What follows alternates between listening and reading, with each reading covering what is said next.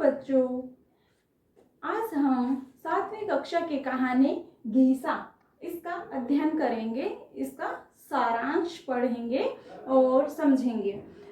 इस कहानी की लेखिका है जो है महादेवी वर्मा जी है। महादेवी वर्मा जी बहुत बड़ी साहित्यकार रह चुकी हैं। इन्होंने बहुत सारी अच्छी अच्छी कहानियाँ, काव्य कृतियाँ और लेख लिखे हुए हैं। इनका जन्म जो है 26 मार्च 1907 को हुआ था। कब हुआ था बच्चों इनका जन्म? 26 मार्च 1907 को।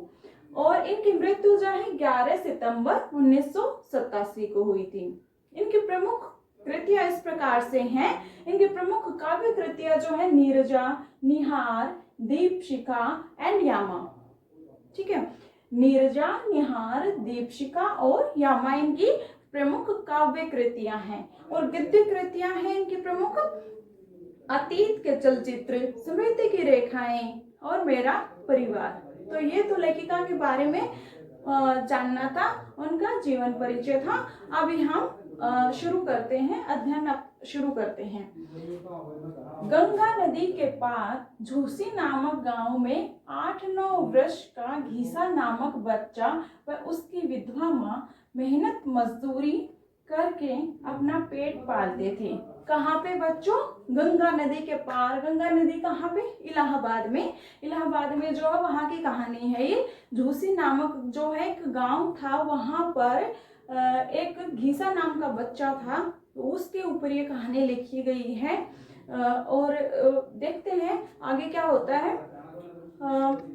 महादेवी जी अक्सर झूसी जाया करती थी। महादेवी वर्मा जो है अपनी अवकाश के समय में वहां पे झूसी गांव जाया करती थी। और वहां पे जाके महादेवी वर्मा जी क्या करती थी, वहां के गरीब बच्चों को पढ़ाती थी।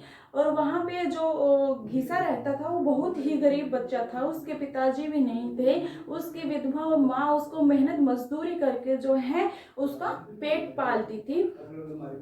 तो इस प्रकार से उनका जीवन व्यतीत था। वहां के बच्चे जो हैं भैंस और गाय चराते थे और कुछ गडरिये बनकर भेड़ बकरी वगैरह इनको चराते थे। महादेवी जी पीपल के पेड़ के नीचे गरीब बच्चों को पढ़ाती थी। जब भी वह झूसी गांव जाती थी तो वह क्या करती थी, वहां पर जो बच्चे थे, गरीब बच्चे थे, उनको पढ़ाने का कार्य करती थी और उसमें उसको बहुत आनंद आता था। उनमें घीसा बहुत ही होनहार, मेहनती, जिम्मेदार व संस्कारी बच्चा था। घीसा जो है बहुत ही अच्छा बच्चा था। बहुत से गरीब बच्चे थे लेकिन उनके पास जो है पहनने ओढ़ने के लिए कपड़े तक नहीं थे, नहाने के लिए साबुन तक नहीं था। बहुत ही गरीब बच्चे थे। उनमें घीसा भी एक बहुत गरीब बच्चा था लेकिन वो बहुत ही एक होनहार बच्चा था। ठीक है, एक दिन आपसी भेदभाव के कारण जो है वहां पर दंगे फसाद हो गए। वहां पर जो है जब देश में दंगे हुए थे तो वहां पर भी उस समय दंगे हो गए थे। और वो खबर सुनकर जो है घीसा एकदम से दौड़कर चला आया अपने गुरुजी को बचाने के लिए। और वो जो है बहुत ज्यादा दिन से बीमार था। घीसा जो है बहुत ज्यादा दिन से बीमार था, बुखार से तप रहा था। जो है उसकी माँ मेहनत मजदूरी करने के लिए चली जाती थी और उसके पास एक बूढ़ी औरत को छोड़ के गई थी उसकी देखभाल करने के लिए।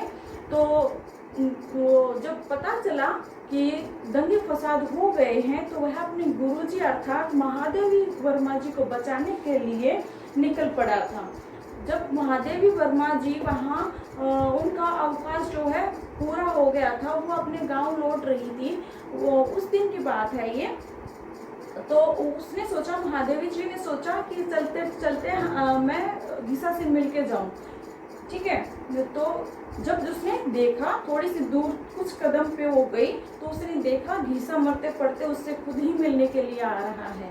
तब उसको देखकर उसके आंखें बहुत भर आई। तब उसको एहसास हुआ कि गुरुजी के लिए कितना मान सम्मान देना चाहिए और कितना इसने मुझे दिया है। वह उसके हर रोज उसकी जो है आवश्यकता की चीजें किया करता था। जैसे हर सामान उसका आने से पहले ही तैयार रखता था, बैठने के लिए चटाई वगैरह सब चीजें रखता था, किताबें वगैरह सब उसके लिए तैयार रखता था। तो बच्चों, इस कहानी से हमें क्या शिक्षा मिलती है कि हमें गुरु सम्मान हमेशा करना चाहिए। गुरु सम्मान हमारे लिए सर्वोपरि है, ठीक है। और इस कहानी से एक और शिक्षा मिलती है बच्चों हमें, वह क्या कि किसी काम को सीखने के लिए जो है जिस आदमी में, जिस भी बच्चे में तत्परता होती है, वह किसी भी हालात में सीख सकता है। उसके लिए कोई भी बहाना नहीं होता। जैसे कि घीसा ने सीखा, अपने शिक्षा ली माधवी वर्मा जी से। इतना गरीब बच्चा होते हुए भी उसने अपना मेहनत भी किया और उसने शिक्षा भी प्राप्त की। ओके, तो अभी मैं आपसे एक प्रश्न पूछती हूँ, उसका आप कमेंट्स में उत्तर देना है कि घीसा कहाँ का रहने वाला था। एक बार फिर से सुन लीजिए, घीसा कहाँ का रहने वाला था, ठीक है। इसका आप जवाब मुझे कमेंट्स में दे दीजिए। और आशा करती हूँ कि आपको ये कहानी अच्छे से समझ में आ गई होगी। धन्यवाद।